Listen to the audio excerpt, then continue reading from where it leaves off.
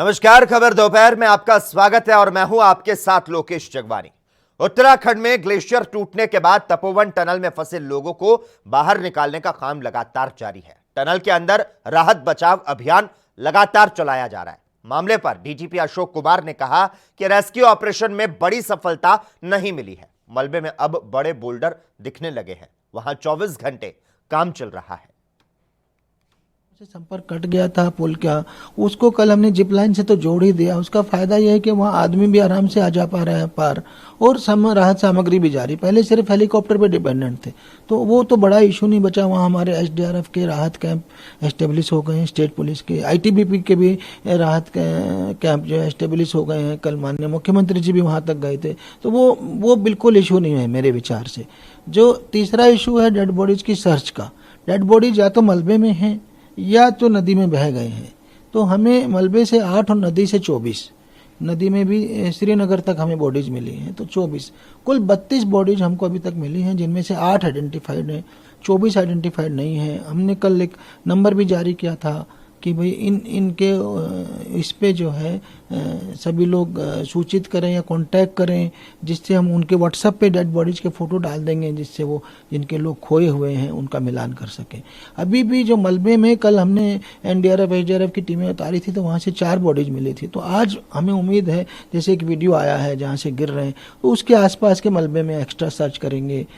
तो देखिए ये एक मतलब मिसिंग पर्सन्स को और इनको खोजने का अभियान जारी है, बॉडीज को। उत्तर प्रदेश की योगी सरकार का बजट 22 फरवरी को पेश होगा, तो वहीं 18 फरवरी से 2021-22 का बजट सत्र शुरू होगा। पहली बार योगी सरकार पेपरलेस बजट पेश करेगी। इस वित्तीय वर्ष बजट का आकार 5.5 लाख से ज्यादा होने का अनुमान है। यूपी विधानसभा का बजट सत्र पेपरलेस करने को लेकर तैयारियां तेज हो चुकी है। आपको बता दें, इस बार सभी विधायकों को आईपैड से जुड़ी तकनीकी जानकारी दी जाएगी। इसके लिए विधायकों के लिए ट्रेनिंग सेशन रखा गया है। बताया जा रहा है कि 3 दिनों तक विधायकों को आईपैड से जुड़ी ट्रेनिंग दी जाएगी, तो वहीं 12, 13 और 14 फरवरी को ट्रेनिंग सेशन होगा। आपको बता दें, यह ट्रेनिंग सेशन तिलक हॉल और नवीन भवन में होगा। एक दिन में ट्रेनिंग के 3 सेशन होंगे, जिसका समय सुबह 10:30 बजे होगा। विधानसभा क्षेत्र की संख्या के आधार पर विधायकों को अलग अलग सेशन में बुलाया जाएगा।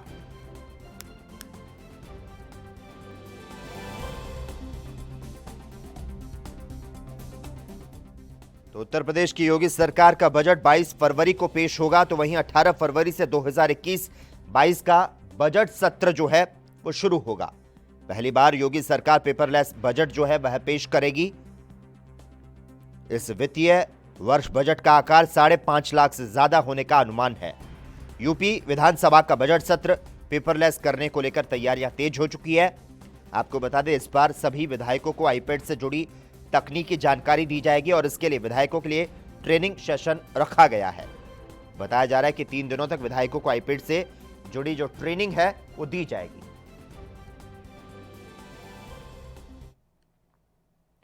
वहीं आरजेडी नेता मनोज झा ने योगी सरकार पर हमला करते हुए कहा कि उनके राज्य में आए दिन घटनाएं हो रही है और उन्हें बेस्ट चीफ कहा जा रहा है। यह सर्वे ठीक नहीं है। और उन्होंने क्या कुछ कहा, आपको सुनाते हैं। हर दूसरे तीसरे दिन इस तरह की घटना होती हो, रेप बलात्कार होता हो, उसको पता नहीं कौन से सर्वेक्षण में किनसे सर्वेक्षण होता है कि बेस्ट चीफ मिनिस्टर का अवार्ड मिलता है। मैं तो हैरान हूं। उत्तर प्रदेश में कानून व्यवस्था तार तार है, कोई भी महफूज नहीं महसूस कर रहा है, और लिकर सिंडिकेट की पहुंच कहां तक है सब जानते हैं। उधर कांग्रेस नेता तारिक अनवर ने भारतीय जनता पार्टी पर हमला करते हुए कहा कि पीएम मोदी माहौल के हिसाब से अपना निवास बदल लेते हैं। उन्होंने और क्या कुछ कहा, आपको सुनाते हैं। लोग ये भी कहते हैं कि उनके जैसा समय के अनुरूप अपने आप को बदलने में कोई मिसाल नहीं है, कोई जवाब नहीं है। और ये बिल्कुल सही है कि जैसा वो देखते हैं माहौल, समय, उसी के अनुसार वो अपनी भाषा, अपना लिबास, सब कुछ बदल लेते हैं। देश में कृषि कानूनों के विरोध में किसानों का प्रदर्शन लगातार जारी है। प्रदर्शन के तहत पंजाब के मोगा में कई गांवों की पंचायत ने इस संघर्ष को समर्थन देते हुए पंचायतों की तरफ से एक प्रस्ताव पास किया। इस प्रस्ताव में गांव के हर किसान का दिल्ली संघर्ष में उपस्थिति दर्ज कराना अनिवार्य किया गया। इसके लिए विशेष तौर पर कमेटी बनाई गई, तो साथ ही जो किसान दिल्ली आंदोलन में नहीं जाएगा उसको किसान संगठनों को फंड देना होगा। इस मौके पर उपस्थिति किसान नेता ने कहा कि अब तक जिले भर में 20 के करीब पंचायत की तरफ से प्रस्ताव पास किए गए। इन प्रस्तावों के साथ किसानी आंदोलन को बड़ा बल मिल रहा है। ਦਿੱਲੀ ਭੇਜੋ ਤੇ ਇੱਥੇ ਸਾਡੇ ਪ੍ਰੋਗਰਾਮਾਂ ਤੇ ਬਰਨਾਲਾ ਜ਼ਿਲ੍ਹੇ ਵਿੱਚ ਜਿੱਥੇ ਵੀ ਚੱਲ ਰਿਹਾ ਆਓ। ਉਹਦੇ ਵਿੱਚ ਲਗਭਗ 20 ਪਿੰਡ ਜਿਨ੍ਹਾਂ ਚੋਂ ਮੈਂ ਕੁਝ ਗਿਣਾ ਸਕਦਾ, ਜੋਧਪੁਰ, ਗੁਰਮ, ਰੂੜੇ ਕੇ ਖੁਰਦ, ਕਲਾਂ ਤੇ ਗੰਗੋਹਰ, ਬੀਲਾ ਖੁਰਦ, ਹੋਰ ਵੀ ਪੰਚਾਇਤਾਂ ਨੇ 20 ਤੋਂ ਵੱਧ ਪੰਚਾਇਤਾਂ ਨੇ ਮਤੇ ਪਾਏ ਆ ਤੇ ਬਾਕੀਆਂ ਨੂੰ ਪ੍ਰੇਰ ਰਹੇ ਆ। ਅੱਜ ਵੀ ਸਾਡੇ ਸਾਹਮਣੇ ਸੁਪਰਾ ਪਿੰਡ ਖੜੇ ਆ, ਅਸੀਂ ਇੱਥੋਂ ਦੀ ਪੰਚਾਇਤ ਨੇ ਮਤਾ ਪਾਇਆ ਕਿ ਲਗਾਤਾਰ ਅਸੀਂ ਦਿੱਲੀ ਵੱਲ ਨੂੰ ਕੂਚ ਕਰਨ ਦਾ ਲਗਾਤਾਰਤਾ ਬਣਾਈ ਹੈ ਤੇ ਬਣਾਵਾਂਗੇ। ਲਗਾਤਾਰ ਪਿੰਡ ਵਾਸੀ ਫੰਡ ਦੇ ਰਹੇ ਆ ਆਪਣੀ ਇੱਛਾ ਨਾਲ। ਆਉਣ ਵਾਲੇ ਸਮੇਂ 'ਚ ਸੰਘਰਸ਼ ਨੂੰ ਹੋਰ ਇਹਦੇ ਨਾਲ ਬਲ ਵੀ ਮਿਲੂਗਾ ਤੇ ਸੰਘਰਸ਼ ਦੇ ਵਿੱਚ ਵਾਧਾ ਵੀ ਹੋਊਗਾ। ਸਾਨੂੰ ਤਸੱਲੀ ਹੈ ਪੂਰਨ ਕਿ ਇਸ ਨਾਲ ਅਸੀਂ ਆਉਣ ਵਾਲੇ ਸਮੇਂ 'ਚ ਇਹਨਾਂ ਬਿੱਲਾਂ ਨੂੰ ਵਾਪਸ ਕਰਾ ਕੇ ਰਹਾਂਗੇ। वहीं पश्चिम बंगाल के खड़गपुर में भारतीय जनता पार्टी के राष्ट्रीय अध्यक्ष जेपी नड्डा ने ममता सरकार पर जमकर निशाना साधा। उन्होंने कहा कि जो मां माटी मानुष के नाम पर जीत कर आते हैं वो लोग तानाशाही तुष्टीकरण करते हैं। गरीब किसान भाई जिनके विकास के बारे में सोचना चाहिए था, उनके लिए कुछ नहीं किया गया। जिस तरीके से गरीब भाइयों के साथ अन्याय हुआ, ये ज्यादा दिन नहीं चलेगा। आगे चुनाव आएगा, ममता जी को जाना होगा।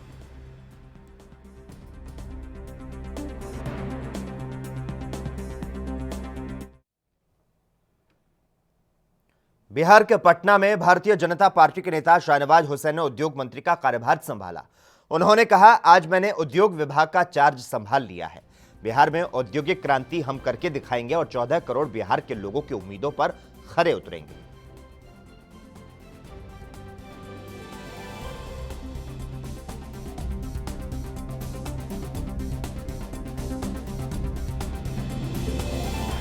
बिहार के पटना में बीजेपी नेता शाहनवाज हुसैन ने उद्योग मंत्री का कार्यभार संभाला, तो साथ ही उन्होंने कहा कि आज मैंने उद्योग विभाग का चार्ज संभाल लिया है। बिहार में औद्योगिक क्रांति हम करके दिखाएंगे और 14 करोड़ बिहार के लोगों की उम्मीदों पर खरे उतरेंगे।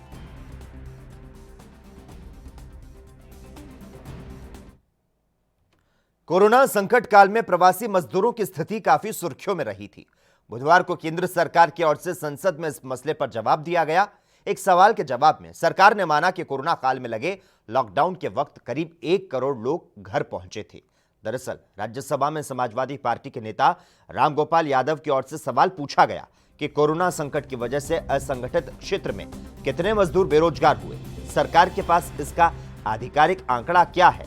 इस सवाल के जवाब में श्रम मंत्री संतोष गंगवार की ओर से जवाब दिया गया कि ये वास्तव में चिंता का विषय है। हम लोगों ने जो जानकारी इकट्ठा की उसके मुताबिक दूसरे राज्यों से गृह राज्यों में आने का काम 1 करोड़ मजदूरों ने किया। इनमें से अधिकांश वापस भी लौट गए हैं, बाकी भी स्थान पा रहे हैं। गौरतलब है कि कोरोना काल के वक्त मार्च में लॉकडाउन लगाया गया था। अचानक से लॉकडाउन लगने के कारण लाखों की संख्या में प्रवासी मजदूर अपनी अपनी जगह पर फंस गए थे। इस दौरान बड़ी संख्या में मजदूर सड़कों पर पैदल निकल गए। हालांकि लंबे वक्त के बाद भारत सरकार की ओर से अलग अलग इलाकों के लिए स्पेशल ट्रेनें चलाई गई, जिनमें प्रवासी मजदूरों को उनके राज्य में भेजा गया। मौजूदा वक्त में काफी बड़ी संख्या में मजदूर वापस अपने काम वाली जगह पर पहुंच गए हैं।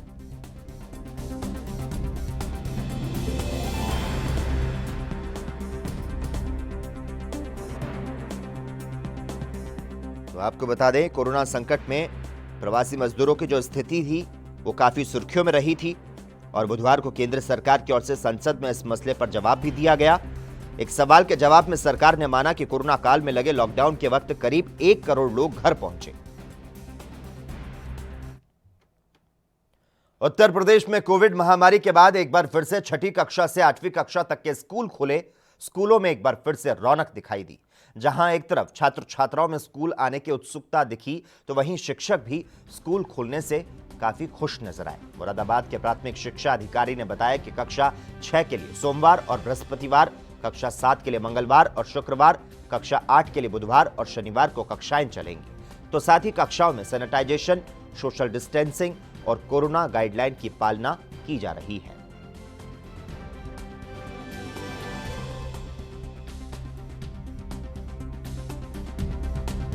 दस फरवरी से जैसे कि हमारी सरकार का निर्देश है कि 6 से 8 तक के विद्यालय खोले जाएं। यहाँ जनपद मुरादाबाद में 6 से 8 तक के जो प्राइवेट हैं, राजकीय हैं और परिषदीय विद्यालय हैं, उसमें कुल छात्र संख्या 1,16,365 है। उसी के साथ साथ सरकार ने ये भी निर्देश दिया है कि कक्षा के हिसाब से दिन डिसाइड किए हैं। जैसे कक्षा 6 के लिए सोमवार और बृहस्पतिवार, कक्षा 7 के लिए मंगलवार और शुक्रवार, कक्षा 8 के लिए बुधवार और शनिवार को विद्यालय में कक्षा चलाई जाएंगी। तो किस तरीके से क्या क्या निर्देश प्रिकॉशंस रखने के दिए हैं? जी, कोविड प्रोटोकॉल का पूरा पालन करते हुए विद्यालय की साफ सफाई की जाए।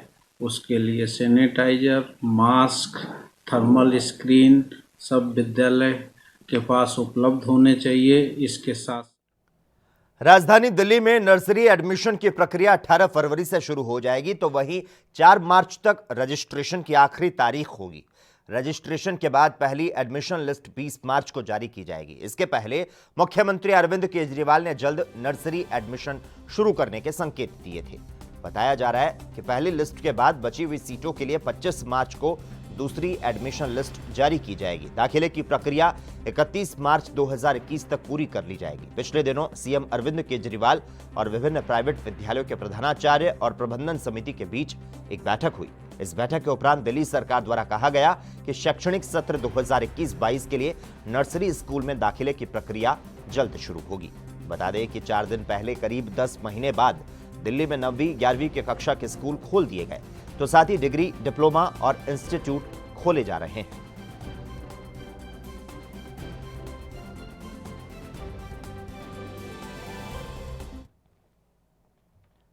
केंद्र से मानक प्रचालन प्रक्रिया यानी कि एसओपी जारी होने के बाद राज्य सरकार ने कुंभ की विस्तृत एसओपी जारी कर दी है और इसके तहत आश्रम और धर्मशालाओं से लेकर परिवहन तक के लिए अलग अलग निर्देश जारी किए गए।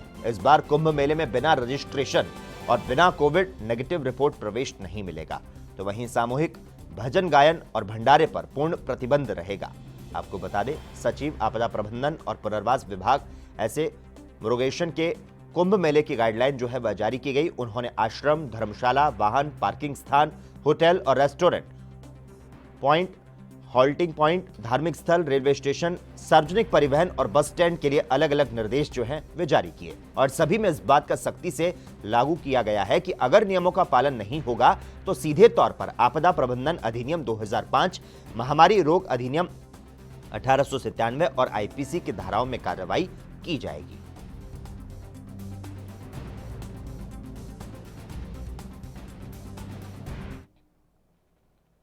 खबर दोपहर में खबरों का सिलसिला लगातार जारी रहेगा। हम यहां पर रुकते हैं एक छोटे से ब्रेक के लिए।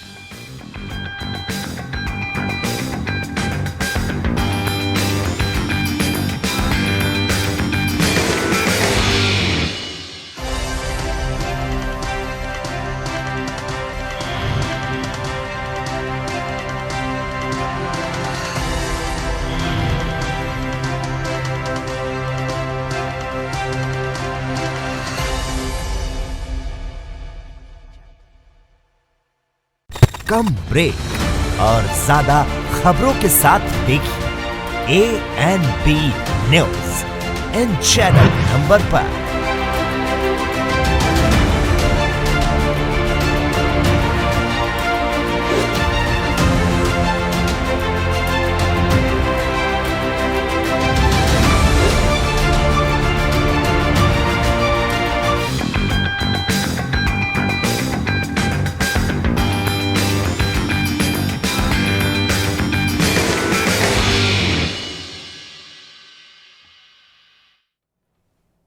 ब्रेक के बाद खबर दोपहर में एक बार फिर से आपका स्वागत है। उत्तरी कश्मीर में बारामूला जिले के उड़ी सेक्टर में सेना ने एक घुसपैठिए को मार गिराया। देर रात पीओके की तरफ से पाकिस्तानी घुसपैठिया भारतीय सीमा में घुसपैठ करने की फिराक में था और इसकी भनक लगते ही सेना ने मोर्चा संभाला और घुसपैठिए को मार गिराने में सफलता पाई। आपको बता दें, उड़ी में दुलंजा के निकट एलओसी पर सीमा पार से घुसपैठ की कोशिश हुई। 8 आरआर की फॉरवर्ड पोस्ट के पास पीओके की ओर घुसपैठिया मारा गया। इसके पहले सोमवार को जम्मू संभाग के सांबा में बीएसएफ के जवानों ने एक पाकिस्तानी घुसपैठिए को मार गिराया था।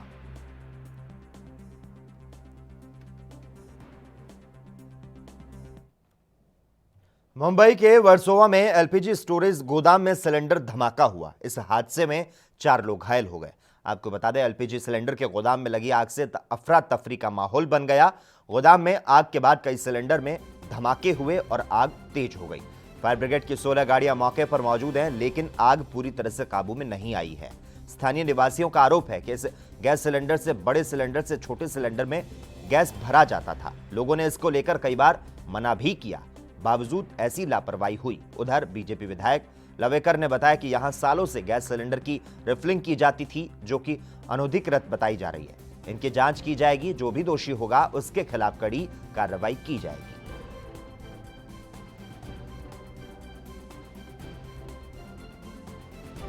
पूरी तरह से प्रिकॉशंस लिया जाएगा। बताया जा रहा था कि काफी दिनों से इस तरह से कि गैस की रिफिलिंग की जाती है और कभी ध्यान नहीं दिया गया, क्या कहेंगे? अथॉरिटीज को अगर कंप्लेंट की गई होगी और उन्होंने अगर कार्रवाई नहीं की होगी तो उसकी भी जांच की जाएगी, लेकिन हमारे तक तो ऐसी कोई कंप्लेंट नहीं आई थी, क्योंकि वो छुपके से कर रहे थे। मैडम, हर बार देखा जाता है जब कोई घटना होती है उसके बाद चीजें सामने आती है, फिर ये होता है कि एक्शन लिया जाएगा, क्या कहेंगे? सही बात है आपकी, क्योंकि हादसा होने के बाद ही हम लोग अलर्ट हो जाते हैं। आम जनता को भी अलर्ट रहना बहुत जरूरी है, क्योंकि बहुत बार आग लग रही है। कल भी तेरे गली में लगी थी, आज यहाँ लग रही है, कल भी लग सकती है। इसलिए हमें आम जनता को सतर्क रहना बहुत जरूरी है। क्या इस बार इसको बंद करवा दिया जाएगा? हाँ, बंद तो करवाएंगे। मैं खुद इसमें ध्यान देने वाली हूँ। तो जाहिर तौर पर आप देख पा रहे हैं कि यहाँ के स्थानीय विधायिका के साथ पर ये कहना है कि ये पूरा मामला कहने के अनधिकृत था, हालांकि इस पर ध्यान नहीं दिया गया, लेकिन अब जब घटना हो गई तो इस पर ध्यान दिया जाएगा। Camera person Soni NB news, Mumbai. जब छोटी उम्र में ही कुछ बनने का सपना संजोया हो और वो सच हो जाए तो उसे शब्दों में बयां करना मुश्किल है। ऐसा एक सपना संजोया था जिला फतेहगढ़ साहिब के मंडी गोविंदगढ़ की नवनीत कौर धालीवाल ने, जिसने मामा के जज बनने के बाद छोटी उम्र में ही जज बनने का सपना देखा, जो पूरा हो गया है। जज चुने जाने के बाद अपने घर पहुंची नवनीत का उसके परिवार और रिश्तेदारों ने फूलों से स्वागत किया और उसकी कामयाबी पर उसका मुंह मीठा करवाया। जज चुनी गई नवनीत ने कहा कि देश के कानून में जो हमारे मौलिक अधिकार हैं, उनके प्रति लोगों को जागरूक होने की जरूरत है। तो साथ ही जो संवैधानिक कानून है उसकी शिक्षा 6ठी कक्षा से ही पढ़ाई जानी चाहिए। बालिका सशक्तिकरण को लेकर नवनीत ने कहा कि लड़कियों को कानून के प्रति जागरूक करने के लिए कैंप आयोजित किए जाने चाहिए।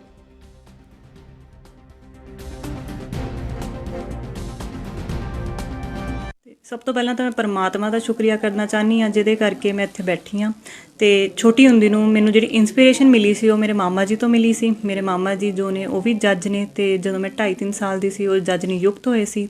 ਉਸ ਤੋਂ ਬਾਅਦ ਮੈਂ ਜਿਹੜਾ ਸ਼ੁਕਰੀਆ ਕਰਦੀ ਆ ਮੇਰੇ ਮਦਰ, ਮੇਰੇ ਫਾਦਰ, ਮੇਰੇ ਹਸਬੈਂਡ, ਮੇਰੇ ਇਨ-ਲॉज ਦਾ ਕਰਦੀ ਆ। ਉਹਨਾਂ ਨੇ ਹਮੇਸ਼ਾ ਮੈਨੂੰ ਜੋ ਹੈ ਕਨਸਟੈਂਟਲੀ ਸਪੋਰਟ ਕੀਤਾ। ਕਦੇ ਵੀ ਉਹਨਾਂ ਨੇ 1% ਵੀ ਡਾਊਟ ਨਹੀਂ ਸੀ ਕ੍ਰੀਏਟ ਕੀਤਾ ਕਿ ਇਹ ਨਹੀਂ ਕਰ ਸਕਦੀ। ਉਹਨਾਂ ਦੀ ਫੇਥ ਦੀ ਵਜ੍ਹਾ ਤੋਂ ਹੀ ਜੋ ਹੈ ਮੈਂ ਅੱਜ ਇੱਥੇ ਆ।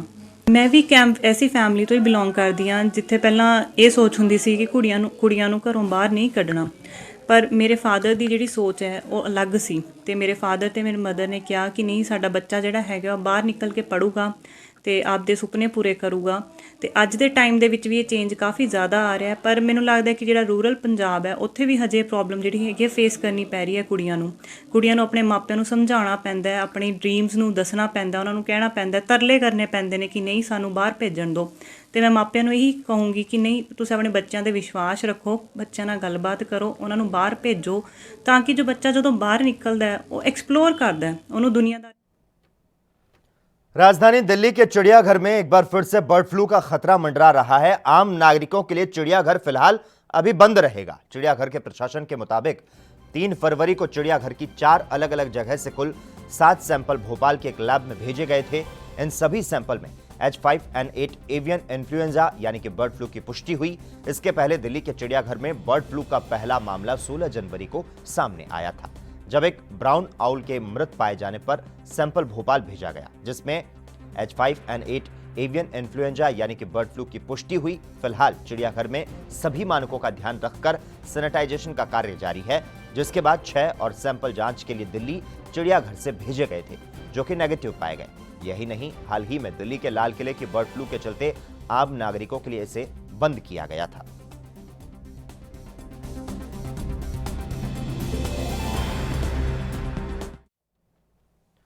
उत्तर प्रदेश की योगी सरकार माफियाओं पर लगातार अपना शिकंजा कस रही है। उत्तर प्रदेश के प्रयागराज में माफिया घोषित किए गए पूर्व बाहुबली सांसद अतीक अहमद की मुश्किलें कम होने का नाम नहीं ले रही और इस बीच अब उनके करीबी लोगों पर प्रशासन का शिकंजा कसता जा रहा है। दरअसल ऑपरेशन माफिया के तहत संगम नगरी प्रयागराज में मंगलवार को एक बड़ी कार्रवाई को अंजाम दिया गया।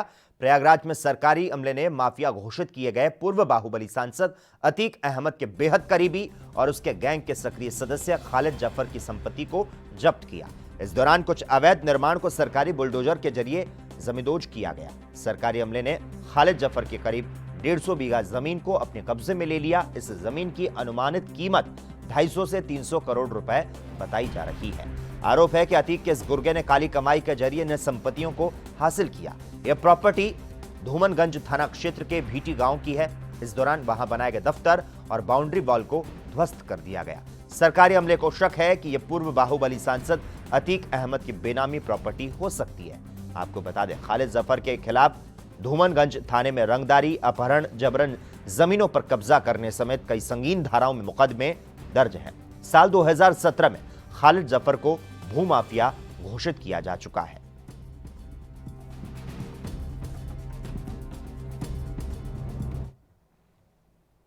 उधर उत्तर प्रदेश के मुरादाबाद से एक वीडियो वायरल हो रहा है, जिसमें एक पुलिसकर्मी के साथ कुछ लोग मारपीट करते दिखाई देते हैं। मामले की पूरी जानकारी के अनुसार मुरादाबाद के पागवाड़ा थाने से मात्र 200 मीटर की दूरी पर शराब के नशे में धुत एक पुलिसकर्मी ने पहले तो एक बुजुर्ग की जमकर पिटाई की। पिटाई देखकर मौके पर एकत्रित भीड़ ने शराबी पुलिसकर्मी को पकड़ लिया और उसकी जमकर धुनाई कर दी। इस घटनाक्रम का किसी ने वीडियो बनाकर सोशल मीडिया पर वायरल कर दिया। जानकारी मिल रही है कि यह पुलिसकर्मी आए दिन शराब पीकर लोगों के साथ मारपीट करता है।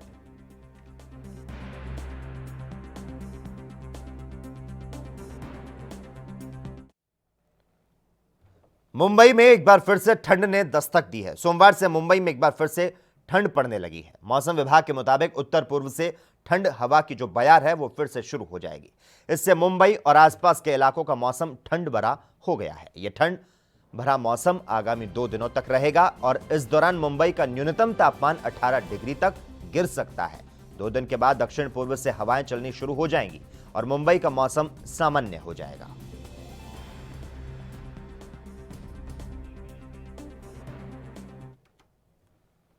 उत्तर प्रदेश के बिजनौर में मुरादाबाद मार्ग पर गांव सुल्तानपुर के पास 2 तेज रफ्तार कार आपस में टकरा गई। हादसे में 3 लोगों की मौके पर ही दर्दनाक मौत हो गई, जबकि उनका एक अन्य साथी पूरी तरह से गंभीर बताया जा रहा है। फिलहाल घायल को जिला अस्पताल में भर्ती करवाया गया, जहां उसका इलाज चल रहा है।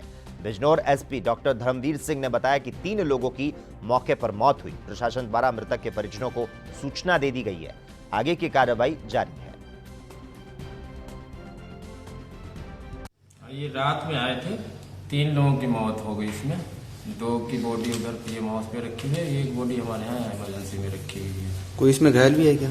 घायल आप सुनने में आ रहा है, लेकिन हमारे पास नहीं आया घायल। थाना सोहारा के मुरादाबाद रोड पर रात्रि में लगभग 12:30-1 के बीच में 2 4 व्हीलर गाड़ी में जबरदस्त टक्कर हो गई, जिसमें 3 यात्रियों की मौके पर मौत हो गई। एक गंभीर हालत में दाखिल है। परिजनों को सूचना दे दी गई है। एक परिजन जो बाहर का रहने वाला है उसको भी सूचित करने का प्रयास किया जा रहा है। अन्य विधिक कार्रवाई, अभियोग पंजीकरण, पंचायतनामा, पोस्टमार्टम की कार्रवाई कराई। उत्तर प्रदेश के बिजनौर के थाना शोहारा के सहसपुर रोड मार्ग में 2 कारों के आपस में जबरदस्त भिड़ंत हो गई। यह भिड़ंत इतनी जबरदस्त थी कि कार के परखच्चे उड़ गए और कार बुरी तरह से क्षतिग्रस्त हो गई। कारों की इस जबरदस्त भिड़ंत में कार में सवार 3 युवकों की मौत हो गई और एक युवक गंभीर रूप से घायल हो गया। तो वहीं हादसे की सूचना मिलते ही मौके पर आई पुलिस ने घायल को जिला अस्पताल में भर्ती कराया और शव को पोस्टमार्टम के लिए भेज दिया। खबर में आगे बढ़ते हैं। आपको बता दें, राजस्थान के कोटा के रामगंज मंडी में श्री राम मंदिर निर्माण के लिए निधि संग्रह करने के दौरान आरएसएस कार्यकर्ता पर आशु नामक मुस्लिम युवक और उसके 2 साथियों ने गोली चला दी। घायल आरएसएस संघ चालक को कोटा रेफर किया गया, जहां ऑपरेशन के दौरान उनकी गोली निकाली गई और इलाज जो है वो चल रहा है। इस मामले से हिंदू संगठनों में रोष व्याप्त हो गया था और रामगंज मंडी थाने में सैकड़ों कार्यकर्ता इकट्ठे हो गए। तो वहीं पुलिस अधीक्षक शरद चौधरी ने हिंदू संगठनों के लोगों को बदमाशों को सुबह होने से पहले पकड़ने का आश्वासन देते हुए मामले की जांच को शुरू कर दिया था। पुलिस रात भर बदमाशों को ट्रेस करती रही और सुबह होते ही वारदात को अंजाम देने वाले इमरान उर्फ आशू और उसके दोनों साथियों को पुलिस ने गिरफ्तार कर लिया। इसमें जो एफआईआर हमें प्राप्त हुई थी उसमें 3 लोग नामजद अभियुक्त थे, जिसमें से 2 हमने घटना के आधे घंटे में ही गिरफ्तार कर लिए थे और जो शेष एक आशु पाया था जो कि भाग गया था, इसको हम फॉलो कर रहे थे। हमारी टीमें पीछा कर रही थी, जिसको कि आज प्रातःकाल हमने गिरफ्तार करने में सफलता प्राप्त हुई है। कल विभिन्न संगठन जिनके अंदर की आक्रोश भी था और होना स्वाभाविक भी था, उनको मैंने आश्वस्त किया था कोटा ग्रामीण पुलिस की तरफ से कि हम सूर्योदय से पहले नामजद तीनों अभियुक्तों को गिरफ्तार कर लेंगे और आज सुबह हमने इस तीसरे अभियुक्त को भी गिरफ्तार करने में कामयाबी कोटा ग्रामीण पुलिस ने पाई है। सर, कोई वारदात के पीछे वजह क्या रही है? इसकी वजह ये है कि जो इंजर्ड व्यक्ति दीपक जी हैं, जिन पे कल गोली चलाई गई, 31 तारीख को उनका वाहन चलाने की बात को लेकर के जो मेन अभियुक्त आशु पाया है, इसके भाई बाबू पाया से झगड़ा हुआ था आपस में। और इसी के साथ ही खबर दोपहर में बस इतना ही। तमाम अहम खबरों के लिए लगातार आप जुड़े रहिए हमारे साथ और देखते रहिए ANB न्यूज़।